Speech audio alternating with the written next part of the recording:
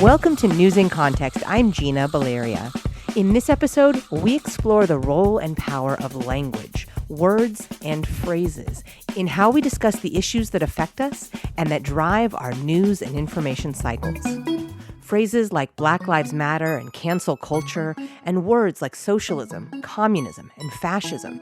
We battle over these in our media spaces until their actual meaning seems lost, and then we assign our own meanings to serve our ends. My guest is Dr. Laura Specker Sullivan, Assistant Professor of Philosophy at Fordham University.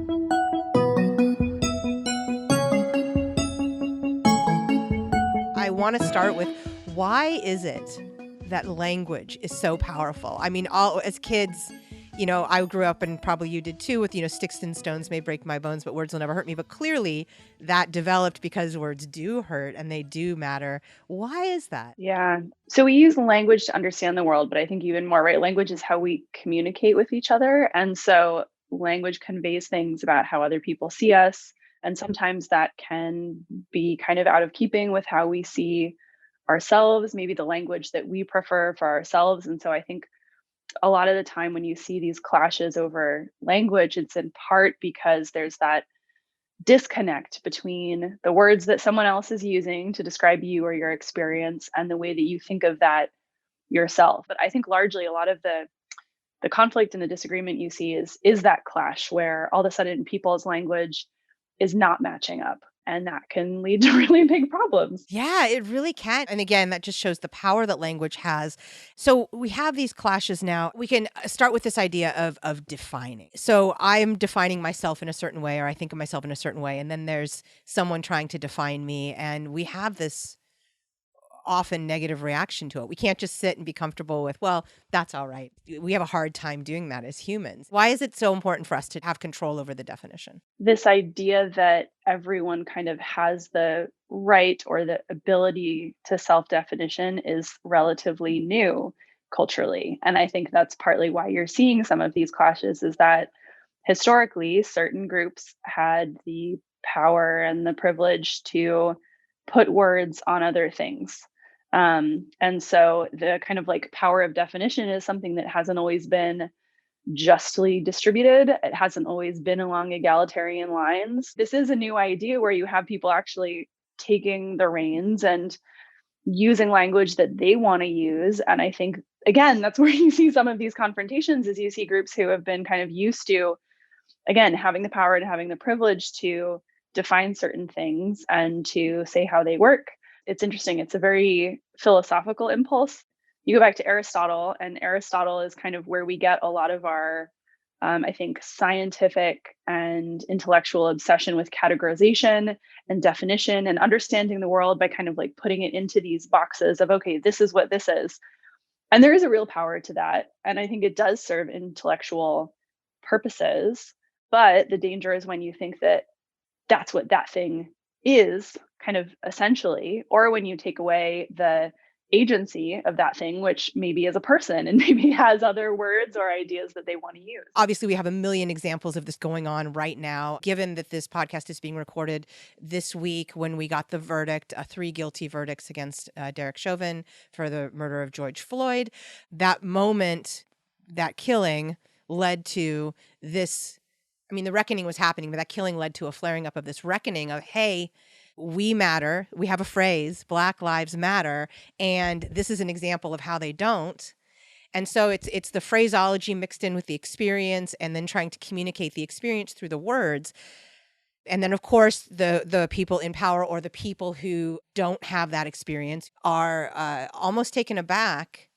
And then there's this scramble to push back on that. So I'm wondering if you can talk a little bit maybe about the Black Lives Matter phraseology and movement and responses to that. I think it's natural human psychology to feel uncomfortable with a language or with a set of ideas that is unfamiliar to you, or is maybe describing an experience that you don't understand.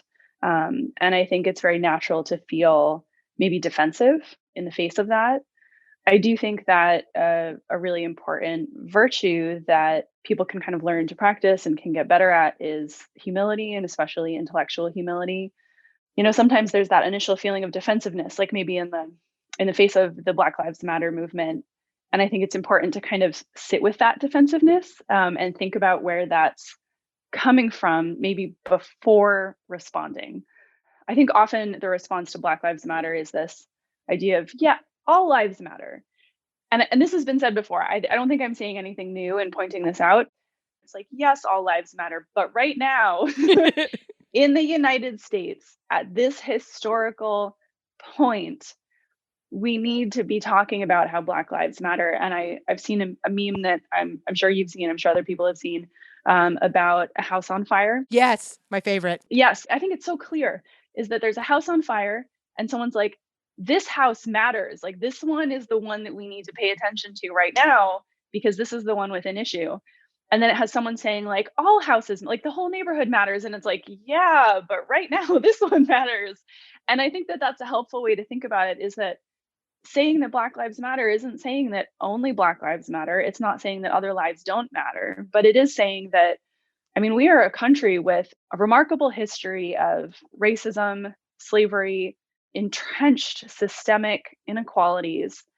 I think we really need to be thinking about that. And again, in a way that's not defensive, in a way that's not attacking anything about anyone's value being less than anyone else's. If anything, it's just saying, we need to focus on this part right now in order to develop a more egalitarian society. Yeah, exactly. And yeah, that is my favorite example because it does make it so clear. If you don't understand Black Lives Matter, I'm going to use language to describe it to you differently and like tell you a story. And then one would hope that the defensiveness would be like, "Oh, well now let me understand why you think maybe your lives don't matter. Now maybe I have some learning to do." Right? And one would hope that we can make that jump, but there's still that pushback even though the fire example is so clear. There's still this defensiveness. This is where I love, honestly, Twitter, because I think the power of language there's so many clever and articulate people on Twitter who can take this concept and be very clear about it. The house on fire is one, but there are multiple examples of people saying, okay, look, this is an example of something needing to matter at this moment because it's hurting or it's in harm's way. Although I will say, I think Twitter is great in that way. And I think Twitter is incredibly powerful in that it really does give anyone a platform that can get something retweeted. At the same time, and I want to tie this to defensiveness, I think part of people not being defensive is creating safe spaces for vulnerability. And I think that Twitter does not do a great job of that. Understanding how these different platforms function and kind of what they can do and what they can't do is really important, because Twitter is great for people understanding things via memes, right? Or getting attention to an issue that really matters and that gets uptake from a lot of people, like retweeting it and talking about it. I think that's great. It's maybe not a place to show vulnerability, or maybe to bring up an issue that people feel sensitive about or that requires more nuanced conversation. And so, this is a place where I think there's a demand for more, and this is so complicated in COVID, but for more small scale, in person conversations about this stuff. And again, this is why I love being a philosophy professor, is because I can talk about these things with my students, with a group of 20 to 30 students who are like in their late teens, early 20s, are very curious about the world, are, in my experience, very willing to make safe spaces for each other to explore ideas and try out different ways of thinking about things.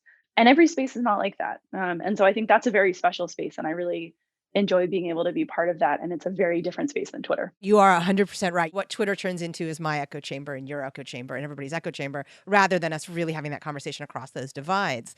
And, I know you've done some work and some thinking around this idea of trust. And when we're talking about things like the Black Lives Matter movement or cancel culture, which I want to talk about as well, and some other things, we're really talking about, unfortunately, setting up dividing lines and then battling it out across those dividing lines, rather than hearing, okay, what's going on here and how do we communicate? And we're more polarized. I'm also a journalist, so the loss of local news has made us more polarized. The fact that we grow up in, or we live in communities that maybe aren't that integrated, makes us more polarized, or at least have zero experience with someone else. And then, of course, COVID. It's a difficult place to be in when you want to build trust, or when you hope to build trust. Yeah. Before I came to Fordham, I had a position in South Carolina where I was a clinical ethicist, which is a position a lot of people don't know exists, but It's basically being someone at a hospital who carries a pager and who, if clinicians have ethical questions, they call you and you kind of help them sort out the issue. You end up getting questions from people about very fraught situations. So cases where, maybe it's end of life decision making, maybe it's, trying to figure out how to convey a very difficult diagnosis to someone. And so trust is such a huge part of it, especially in medicine, where I think people are inherently required to depend on or to be vulnerable to physicians and to the medical system just because they are sick and they can't fix that themselves, right? So they very much depend on this person. Trust is really important. And one of the things that started me thinking more about trust is that, I mean, one, it's not something we always train clinicians to think about. And two, it's very different depending on cultural background. And so this is where I think humility actually plays a really big part, is in recognizing that the kind of behavioral signals or the conversational signals that to you might signal that you're trustworthy, right? That you're a great doctor, right? You're competent to do what you're saying you do, that you care about the person who you're trying to help. That doesn't always work if you don't understand what signals that person is going to recognize. Part of having these really complicated conversations is learning to be sensitive to each other's signals of trustworthiness and of people showing that they trust us. And so I think that's where, really talking to people about experiences that have stood out to them in their life, and creating a space where they feel comfortable sharing that with you is so key to being able to have these conversations where you're asking people to be vulnerable, and to talk about things that are very sensitive. But it does require this attitude of going into the situation not with, I know how to create like a trusting atmosphere, but thinking like, okay, I'm not really sure what this person needs from me. Like, what can we do here? I think it requires giving up a little bit of sense of maybe control and power and expertise, and just being people together, and that can be really hard. That can be really hard. And when I work with my students or when I work with people on this to try to find a middle ground to what you just said, it's like, you don't have to give up who you are and you don't even have to give up your perspective. You just have to listen. That's all. You can disagree, but hear, listen and know that that person's bringing a different experience. And I do this in writing too. I'm like, you're not a good or a bad writer. This is a different writing style we're doing in journalism than you do, and it's just different. And kind of like, Mhm. they just have a different experience than you. No one's got more or less, just different. So listen, and then you can share too.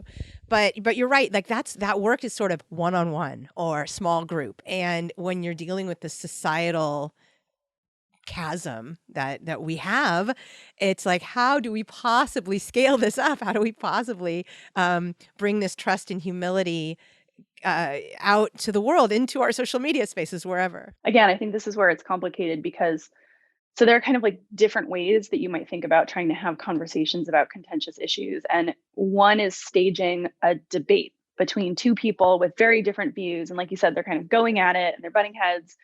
And it's fun to watch, right? I mean, this is how we stage our presidential debates. Like, this is how things play out in the news and on Twitter. And it's really interesting. And this is kind of why people like it. There's a podcast, The Hidden Brain, that I love. They were talking about this study of how people tend to engage in presidential elections the same way they engage in sports, where they're kind of like rooting for their team and they're getting really emotionally involved.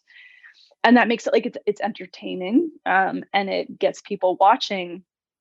And I think it really doesn't serve the aims that we think it does, which is actually having a nuanced conversation where people might be willing to change their minds on issues. And so I think part of kind of shifting out of this, really contentious, almost like culture war that we're currently going through, I think is willing to step away from that entertaining debate model of conversation and interaction and step more towards this conversation, discussion where people are vulnerable, which is really like isn't always as much fun to watch because you're not going to have that like I'm defending this person and this person is defending this other person, right? That's not going to happen. It's absorbing in a different way, but it's almost like we need to kind of reset people's sensibilities and I'm honestly not sure how to do that other than to kind of get people away from their screens and into their local communities where they're actually talking to people, whatever that community looks like. Yeah, I agree with you. I think it's a difficult thing. And that's where I think we've, through passivity or whatever, allowed our structures to break down. And again, as a former journalist, I watch the deterioration of local news. And there are studies that show without local news, without that local component, we do become more polarized. And so, how do we do this? We teach people skills like writing, teaching to the test, things like that. But we assume that they know how to be empathetic and that they know how to be curious. Those are just innate, right? But really, no, I think those are things that actually have to be cultivated. And we actually are making less room for that stuff now, maybe in our education system, maybe in the way we're living our lives. I think actually we need to make space for teaching, of course, media literacy, but also teaching empathy, teaching curiosity, cultivating that in people, making room and space and intentionality for it. And again, that's going to be a long-term solution, and I think we have some short-term problems we got to address. But I think we need to kind of really look at what exactly is it that we can do well, and where exactly are we lacking in our way we deal with each other. One of the things that I think I was really lucky to be involved in when I was a graduate student is I was at the University of Hawaii, which was just a great place to be because it's a department that has a lot of expertise in non-Western philosophy, so right, Islamic, Japanese, Confucian. But one of the parts of the department that's really great is there's a program called Philosophy for Children that basically institutes philosophy being taught in public schools, including elementary schools. I mean, it's a really remarkable program, but a really central part of Philosophy for Children is what are called community inquiries. And the whole idea behind a community inquiry is that you're creating a safe space for people to ask questions, to kind of just like say what's on their mind. There are kind of structures that you use in order for people to learn how to challenge each other, where you can say something like, I think you're making an assumption, or I have a counterexample to what you say that I'd like to share. And so we give them these kind of tools that they can use to have a conversation, again, about something that's contentious. So I'll never forget one of the days I went. The person who was teaching the class had one of these boxes where you can't see what's in it, but you put your hand in and you're kind of like rooting around to feel what's in it. And the whole idea was to try to describe what you think is in it, but how you think you know that. And so to try to play with kind of like perception and how we identify things. And just seeing these really young kids kind of ask each other questions where one kid was like, I think it has fur. And one student would be like, why are you thinking that? Like, what is that coming from? And kind of just getting curious about each other's experience. It was really eye opening. I still use community inquiries in my undergraduate classes. I think that they're really effective teaching tools. But I think a thing that's challenging about them, and I think this is something that's not unique to the United States, is that we think largely of education as job training. And in that context, education is ultimately competitive. And so it's hard to create a space where people are curious about each other's experience and they're kind of taking time to learn that and they're expressing intellectual humility when you have students who their sense is not, my job here is to be curious and to have a good conversation. And when their sense is more like, I need to be the one to reach my hand into that box and to identify what the thing is correctly first, and then I win, right? Which is kind of how we teach now. And that's actually that's how I would have been it as a student. I'm going to get it right. Yeah, exactly, exactly. And so I think it requires really rethinking not just what we teach, but if we want students to come away with skills of intellectual humility and empathy, we need to give them ways to practice those. And we also need to recognize that they're trying to practice them in a system that largely discourages their expression. There are a lot of tensions that I think we're working against. It's not to say it can't change, but it's a complicated situation. You're listening to News in Context. I'm Gina Valeria. We're talking with Laura Specker Sullivan, assistant professor of philosophy at Fordham University, about the power of language in our social media spaces. I'd like to shift to this idea of cancel culture, which I think was my initial reason for wanting to talk with you. What's your take on it, and what's your take on how we're navigating and how it's affecting us? I feel like at this point, it's largely a meaningless word because of how disparately it's used. it seems to me the way words like socialism, capitalism, fascism, right? I mean, like these are words that are kind of being used politically in ways that people aren't necessarily thinking about what they mean and whether or not they're appropriate to the context. And so I tend to think at this point, cancel culture is really one of those words where it's more helpful to talk about specific phenomena than it is to say, is cancel culture good or bad? Because it's like, if we have that conversation, we're probably both operating with a different understanding of what that word means. Those are great examples of fascism, socialism, et cetera. The meanings are gone. They're just, I know if I say this word, I'm going to get a reaction because people, again, have their own meanings of what they think it means. And so we're often not even on the same page when we discuss these things. So with cancel culture, I mean, it can be, we're holding you accountable. There is a consequence. Freedom of speech doesn't mean freedom from consequence. There's a responsibility there. Or it can be, we're trying to chill your speech because we don't like what you say, even if it might be valid in the public discourse. Or we're bots and we're just attacking, as bots and not people at all. But you're right. It's this whole buzzword now that we've used. So I've learned this from my students who believe in freedom of speech, but the students who come from traditionally underserved groups or have been marginalized, they have kind of a different take on speech. They believe in speech, but they're like, there is real harm there. We felt it. We felt the harm. How do we balance all of that? And how do we balance making sure we can say what we need to say? So philosophically, I mean, how do you navigate those issues of the speech part of cancel culture or of consequence culture or whatever? How do you navigate with your students allowing space for them to express while dealing with the potential harm that can come from some of that? One of the things that we just went over in my class is there's a philosopher, Maisha Cherry, who is just coming out with a book called The Case for Rage, which I think is related. She has this chapter that's essentially defending this idea of moral anger. And she's distinguishing it kind of just from like simple anger, where she thinks, simple anger is kind of getting angry at someone because you want to harm them, right? It's kind of like reciprocal anger, like maybe they've said something that's hurt you. And so you want to hurt them back. And you're going to do that by getting angry at them and saying something. And she distinguishes that from moral anger, which she thinks is anger that is expressed in order to try to encourage transformation or change within a community or within a person. And so it's getting angry at someone, but it's from a place of love where it's like, I know you can do better and I know that we can do better.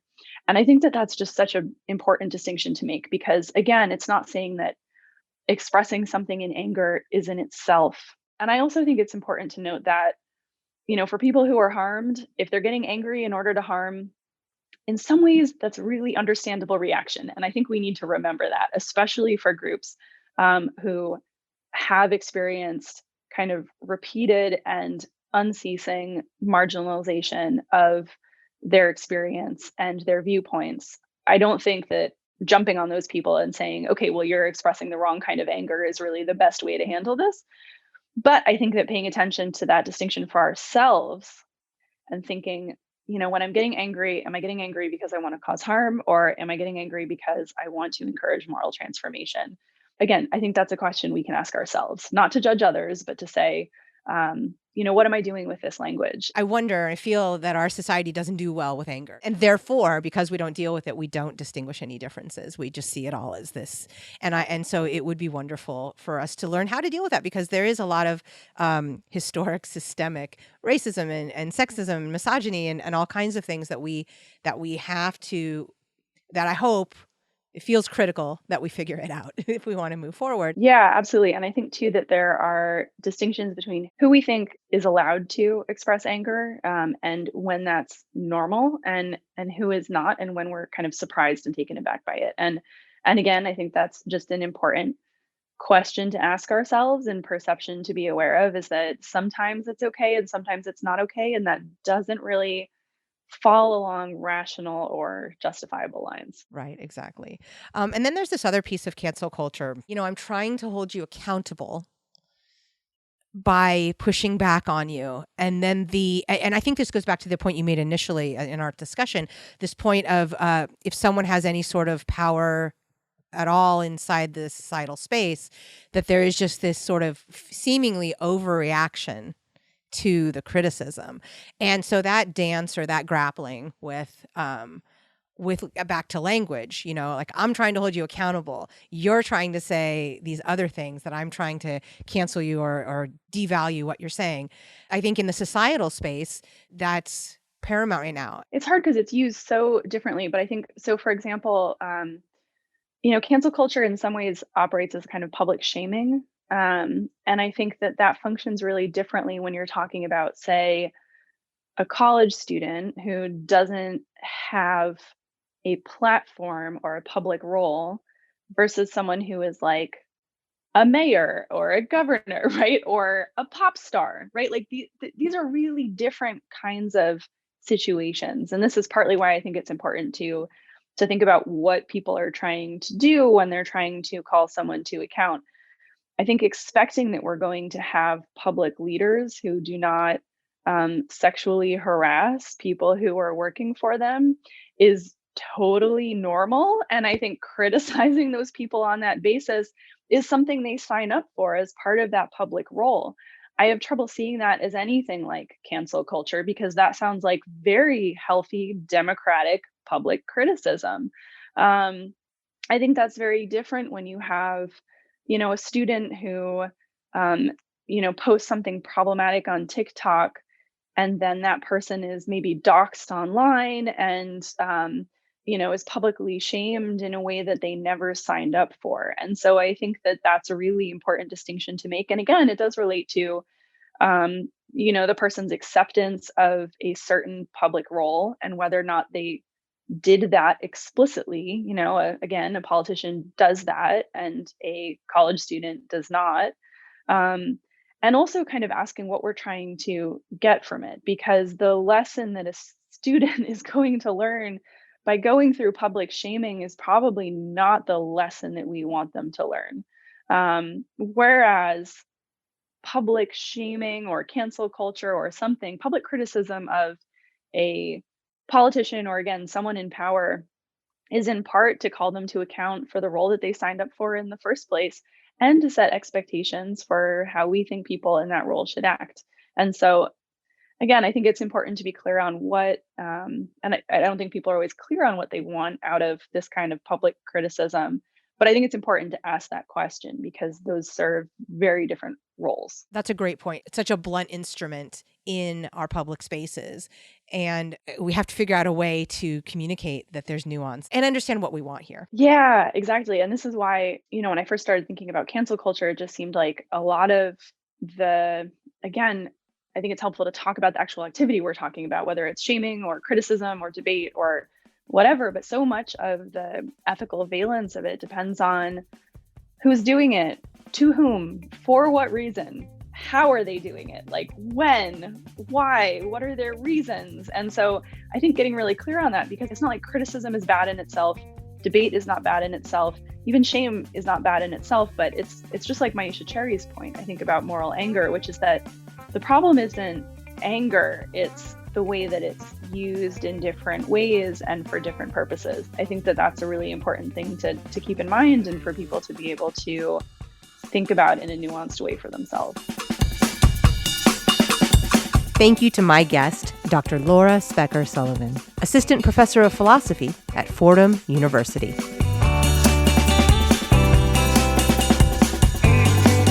Music in this episode includes Spring Fling by Track Tribe and The Heist by Silent Partner. In addition to hearing News in Context every Friday at 8:30 a.m. and 6:30 p.m. on KSFP 102.5 in San Francisco, you can hear it on Spotify, Stitcher, Apple Podcasts, iHeartMedia, Google Play, Google Podcasts, Podbean, YouTube, and PRX. We're also on Facebook and Twitter at News in Context SF and on Instagram at News in Context. And you can find links to all of that at newsincontext.net. I'm Gina Valeria. Thank you for listening.